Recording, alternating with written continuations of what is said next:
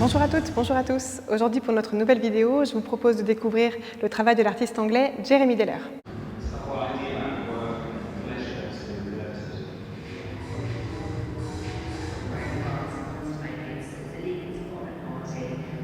Jeremy Deller est né à Londres en 1966. Il est autodidacte, il n'a pas suivi d'école d'art, mais en revanche, il a suivi des cours d'histoire de l'art à l'université. Ce qu'on a appelé les Cultural Studies l'ont beaucoup influencé dans toute sa pratique et dans ses réflexions. C'est un artiste qui a une pratique de l'installation, de la vidéo, une approche plutôt conceptuelle de l'art, socialement engagée aussi, pour ne pas dire politique, qui commence dans les années 80 et qui se déploie donc jusqu'à encore aujourd'hui. L'œuvre dont je vais vous parler plus spécifiquement aujourd'hui se trouve dans la salle juste à côté de celle dans laquelle je me trouve maintenant et s'intitule Everybody in the Place, an Incomplete History of Britain, 1984-1992.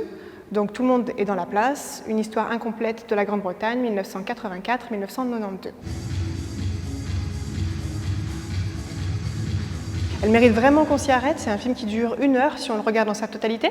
C'est en fait une sorte de documentaire qui fonctionne sur 2 registres. Une immersion un peu type donc un documentaire au sein d'une classe donc des élèves de sciences politiques qui ont environ 16-17 ans, donc l'équivalent du high school en Angleterre, qui ont une spécialisation, qui ont donc une certaine conscience politique, théorique. Et Jeremy Deller intervient au sein de cette classe pour 2 raisons.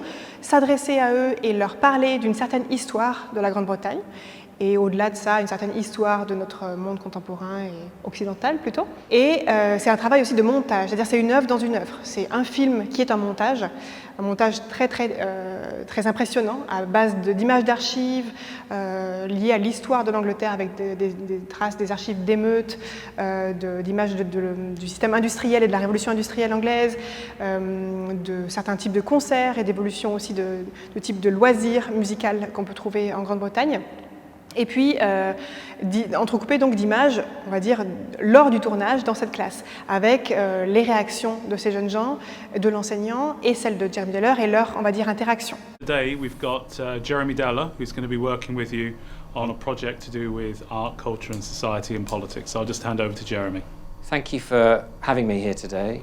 I just want to start by telling a story. It's really a fable about Britain. On retrouve toutefois des composantes vraiment fondamentales dans sa pratique qu'on décèle aussi dans certaines affiches que vous avez dans la salle juste à côté, qui datent pour les plus anciennes des années 80, des années 90, et qui en fait font une sorte d'état des lieux de ce que c'est la culture populaire, ce que c'est en fait l'histoire d'un pays à travers les représentations, les slogans, les phrases un peu choc qui donnent à voir une certaine image de la jeunesse, une certaine image de la contestation, une certaine image de la publicité aussi, pourquoi pas, qui nourrit une culture collective, une culture sociale.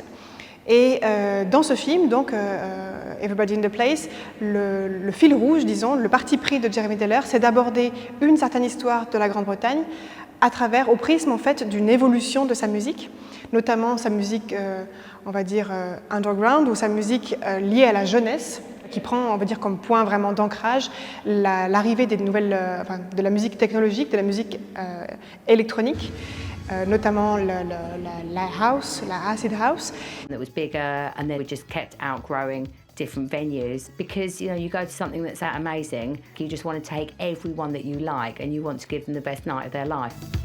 Ce qui est intéressant, c'est que l'artiste questionne vraiment l'importance d'une transmission en fait, d'un certain patrimoine dont on hérite et qu'on incorpore presque à notre insu et qui nourrit aussi notre présent et notre futur. Qu'est-ce qui fait l'histoire d'une nation? C'est évidemment ce qu'elle a pu être à travers les étapes difficiles, à travers les étapes heureuses et aussi ce que les générations qui arrivent et celles qui viendront ensuite ont pu garder et intégrer de ces repères-là. Donc au tout début du film, on voit à quel point les images et ce que raconte l'artiste paraît totalement incongru, voire peut-être ringard à ces jeunes gens. Pourquoi on nous parle de la house ou de la techno? Enfin, je veux dire, c'est plus du tout la musique qu'on écoute aujourd'hui. Je pense que c'est ce que se disent ces jeunes gens.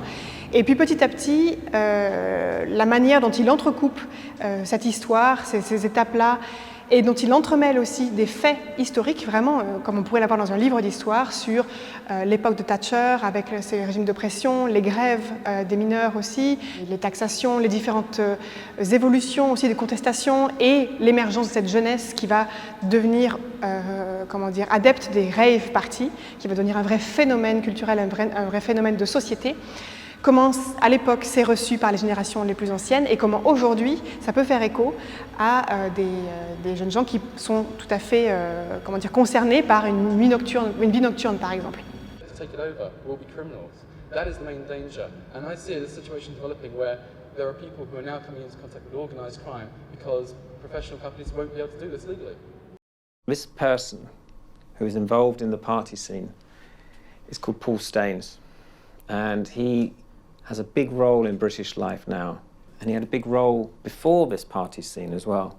He worked for a guy called David Hart. And David Hart was a big supporter of Margaret Thatcher. L'artiste n'utilise jamais des termes qui puissent être péjoratifs, qui puissent être stigmatisants ou qui peuvent être infantilisants. Au contraire, il a jamais de condescendance non plus, il a beaucoup de respect et il essaie toujours de tourner les choses de manière améliorative pour donner une bonne image d'une société à laquelle ces jeunes gens qui sont de première ou de deuxième génération d'immigration ont peut-être du mal à s'intégrer ou au contraire ont déjà acquis certains types de codes.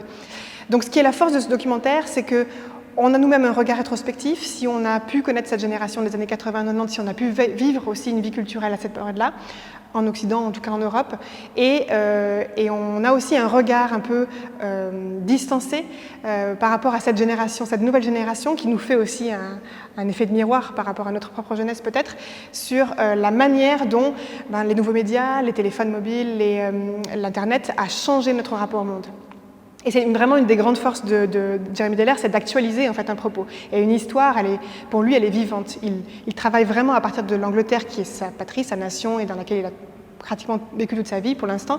Et il en fait une matière vraiment à travailler, mais toujours réactualisée. Et cette question de l'actualisation, il l'a déjà aussi travaillé d'une manière vraiment plus presque performative avec tout ce qui était réactivation, reenactment, comme on dit, une reconstitution historique de certains faits. Je pense à la bataille d'Orgrave, par exemple, par rapport aux grévistes. Mais c'est une des forces de sa production aujourd'hui, comme elle l'était tout aussi pertinente et puissante dans les années 80 et 90, c'est qu'elle fait écho à notre monde contemporain.